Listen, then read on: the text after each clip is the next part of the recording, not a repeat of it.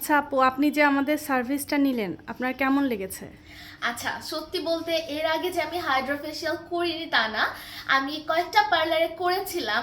But আজকে এখানে করার পরে আমার ধারণাই চেঞ্জ হয়ে গিয়েছে হাইড্রা ফেসিয়াল নিয়ে।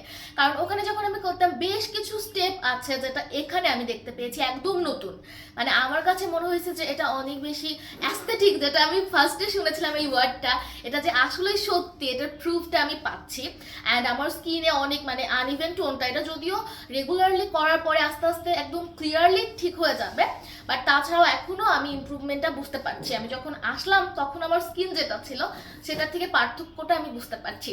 ফার্স্টে নিজেকে যেভাবে দেখছিলাম তার থেকে অনেকটাই পার্থক্য আছে। আর আমি তো এটা কন্টিনিউ করব। আর আমি এটুকু সাজেস্ট করতে পারি যে আপনারা কন্টিনিউ করলে ঠকবেন না। আর এটা যেহেতু কোনো পার্লার না, এখানে খুব ভালোভাবে হাইজিনটা মেনটেন করা হয়। আমি দেখছিলাম আপুরা যখন সার্ভিস দিচ্ছিল হ্যান্ড গ্লোভস পরেছিল, অ্যান্ড হাইড্রা যে মেশিনটা সেটাও বাইরের গুলো থেকে অনেকটাই ডিফারেন্ট। আর এখানে যে সিরামটা ইউজ করা হয়, মানে সব থেকে আমার ভালো লেগেছে যে প্রত্যেকটা স্টেপের পরে কিন্তু আমার ফেসে সিরাম স্প্রে করা হচ্ছিল। এটা আমি অন্য কোথাও পাইনি, মানে আমি নিজে অনেক বেশি স্যাটিসফাইড।